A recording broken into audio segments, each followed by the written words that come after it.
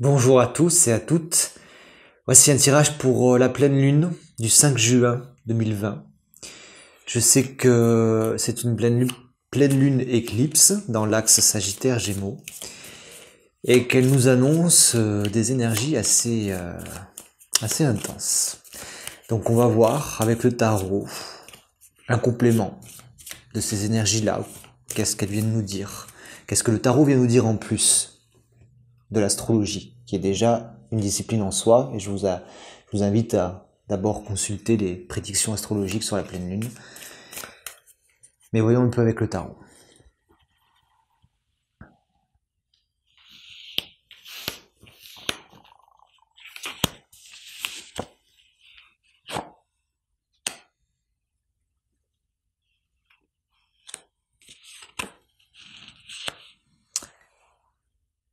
Alors, l'énergie primaire qui prime pour cette pleine lune, apparemment, c'est le mât. C'est la carte qui est en pour, qui démarre le jeu. Euh, Quelque chose de non réfléchi, d'intempestif, une énergie qui repart, qui lâche les rênes, comme ce personnage ici qui décide d'un coup d'aller à l'aventure, qui ne sait pas forcément où il va, il a juste cet élan vital de se réaliser, d'aller de l'avant, de sortir.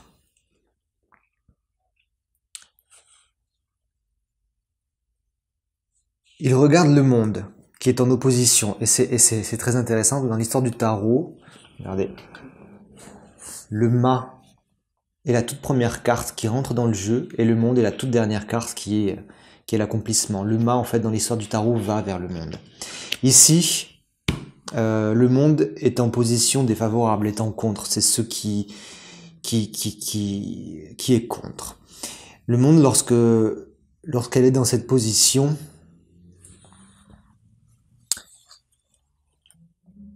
elle n'a pas fini de boucler un cycle. On nous dit que quelque chose n'est pas complet euh, et doit se terminer avant de partir sur cette énergie-là. Que tout n'est pas clôturé, comment dire. Et c'est évidemment le principe de la pleine lune qui vient mettre en conscience, remettre de la lumière sur certaines ombres pour demander à boucler un chapitre, toute une lunaison, voire tout un cycle astrologique qui est là depuis des années. Donc c'est l'occasion, et c'est l'obstacle, et c'est le défi à relever de boucler quelque chose, d'être complet, et d'arriver au paroxysme d'une situation peut-être. Quitte à ce que ce soit un paroxysme mal vécu, en intensité, et avec quelques débris, avec quelques dégâts, euh, mais de terminer ce cycle-là. Voilà. En haut, la justice trône. Trône et elle tranche avec son œil. On ne sait pas si elle voit avec ses yeux ou si elle voit avec ce petit rond qui représente peut-être son troisième œil, une clairvoyance en plus. C'est un peu comme la lune, je la vois ici, puisqu'elle est en haut, qu'elle gouverne tout le jeu, tout le tirage, la justice. C'est la lune, puisque mon tirage, je le fais pour la pleine lune du 5 juin. Euh, elle, euh, Elle est plus clairvoyante. Elle discerne mieux les contours, elle discerne mieux le pour et le contre. Elle, euh, Elle sait prendre en considération les énergies favorables, les énergies défavorables. Et elle met d'accord tout le monde en décidant, en, en se faisant, en prenant sa propre autorité. On voit bien là qu'elle est maîtresse dans le tirage, tout comme la pleine lune qui influence fortement nos émotions et nos activités. C'est elle qui est maîtresse et c'est elle qui va faire office de régulation durant cette période.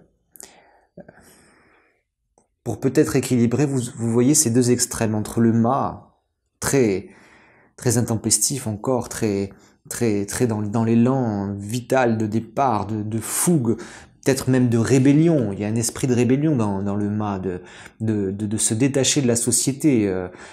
Il prend son baluchon et il s'en va. Il n'écoute même pas le petit chien qui peut peut-être l'avertir de quelque chose, d'un danger. Le monde, lui, à l'inverse, peut représenter toute la société construite, moderne, l'aboutissement total, qui arrive à un aboutissement, qui arrive à une fin. C'est comme si le mât, maintenant, alors que normalement il va vers le monde, là il décide de s'en séparer. Il y a une rupture qui se fait, je pense, entre l'individuel et le collectif, ou en tout cas entre la structure qui gouverne le collectif. Et toutes ces actions, toute cette entreprise ne se fera pas sans force animale, primaire, bestiale. Il en résulte quelque chose de maîtrisé, de contrôlé, parce que cette carte est quand même en résultante, où on essaye de dompter des énergies que l'on sent féroces, qui grondent à l'intérieur. C'est ce qu'elle fait, la force, en essayant de maîtriser cette énergie-là. Donc il n'y a pas quelque chose qui explose, on va faire la synthèse déjà. Je vais sortir ma calculette pour voir la synthèse, si ça nous dit autre chose. Alors, 22 plus 21 plus 8. On a la justice encore au milieu. Donc vraiment la lune qui confirme son influence au sein de ce système-là, de ce monde, qui se veut quand même tempéré et qui ne veut pas que les choses débordent. On garde le contrôle malgré tout, malgré des choses en dessous qui commencent à gronder. Ici, dans cet axe-là, on a 21, 8, 11, on a la force encore, les cartes se confirment. On a la force, l'idée de... Par quelque chose de plus violent, là j'ai les images des émeutes aux États-Unis, où on veut affirmer cette énergie du mât par le monde, contre le monde, par cette force et cette férocité-là. Ici, nous avons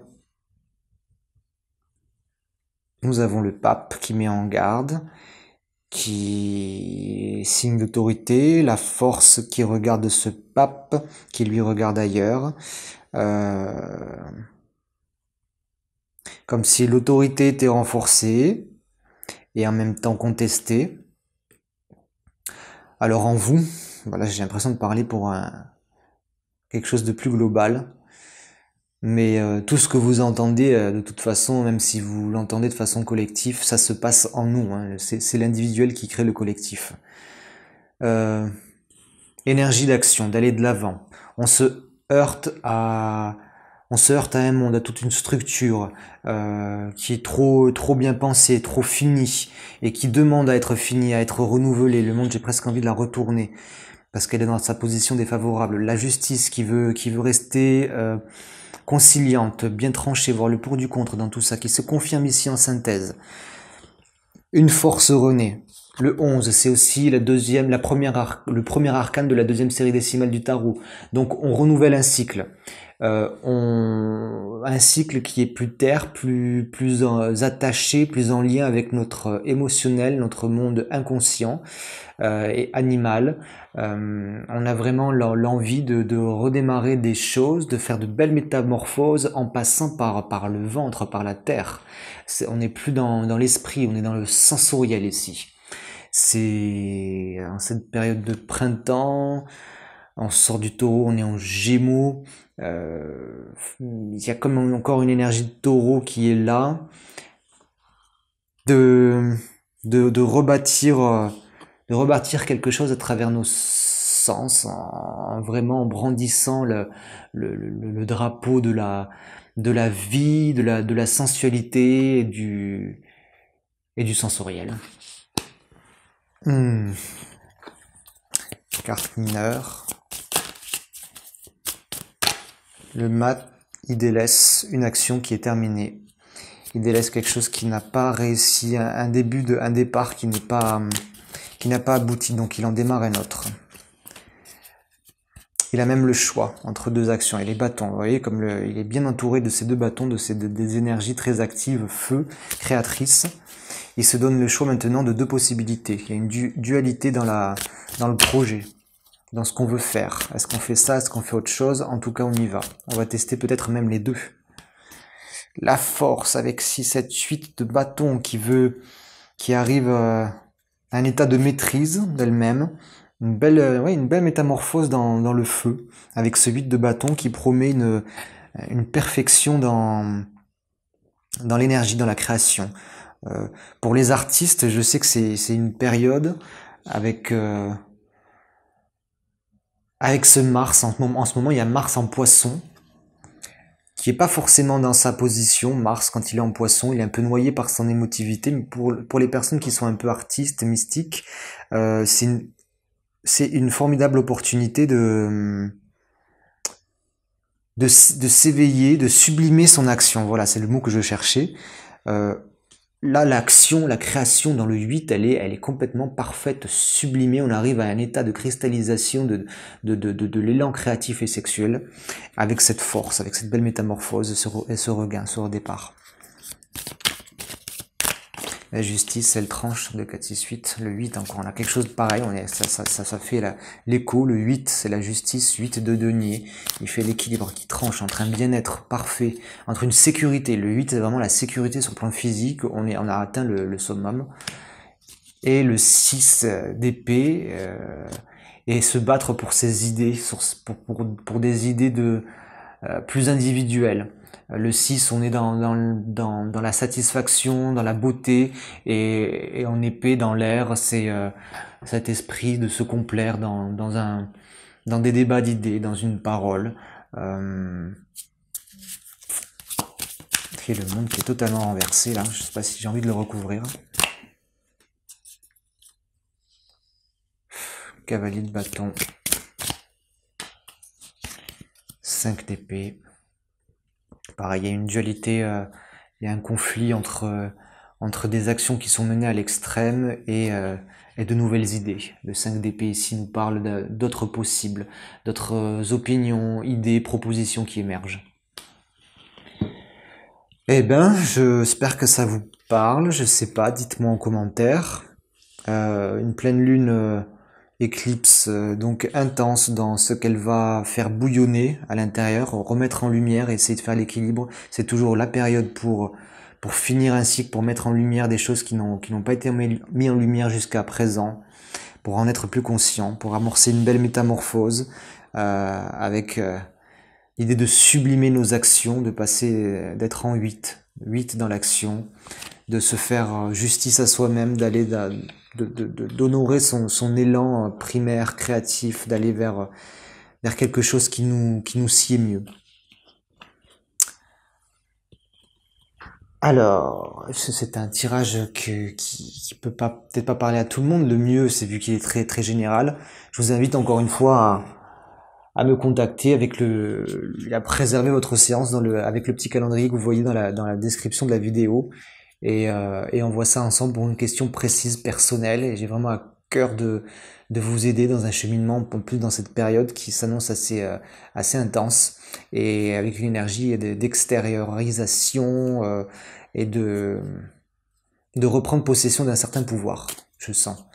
Donc n'hésitez pas, si dans votre cas personnel, il y a plein de choses, je sais, qui se mettent en jeu, qui se mettent en route. On peut voir ça ensemble. Une dernière carte avec le tarot au chaud. Un petit message complémentaire pour terminer la vidéo. La totalité, le 5, qui me rappelle le 5 d'épée. Vous voyez comme la carte est rouge-orange, on est dans le feu, on est dans l'action. En 5, c'est le 5 de bâton. On va voir ce que ça donne, le petit message de Osho, page 86. Ces trois femmes jouent librement dans les airs, mais elles sont également très vigilantes et interdépendantes. Lors d'un numéro de trapèze, pas une fraction de seconde d'inattention est permise aux artistes. Je parlais des artistes tout à l'heure. Cette carte symbolise la qualité de vigilance absolue dans l'instant du moment. Parfois, nous avons l'impression de devoir trop faire de choses en même temps. Alors, nous nous dispersons en faisant des choses par-ci par-là, au lieu de nous concentrer sur les tâches et de les mener à terme les unes après les autres, de façon méthodique. Il arrive aussi que nous pensions que nos tâches sont ennuyeuses, car nous avons oublié que ce n'est pas ce que nous accomplissons qui compte, mais la façon dont nous nous y prenons. Si vous développez en vous le talent de réagir de façon totale face à tout ce qui vous arrive, vous offrez l'un des plus grands cadeaux. Faire dans la vie un pas après l'autre et accorder une énergie et une attention totale à ce que nous faisons enveloppe nos actes dans une nouvelle énergie vitale et merveilleusement créative. Je vais vous laisser méditer là-dessus. Je vous souhaite une belle pleine lune, pleine de prise de conscience, de métamorphose. Et je vous dis à très bientôt.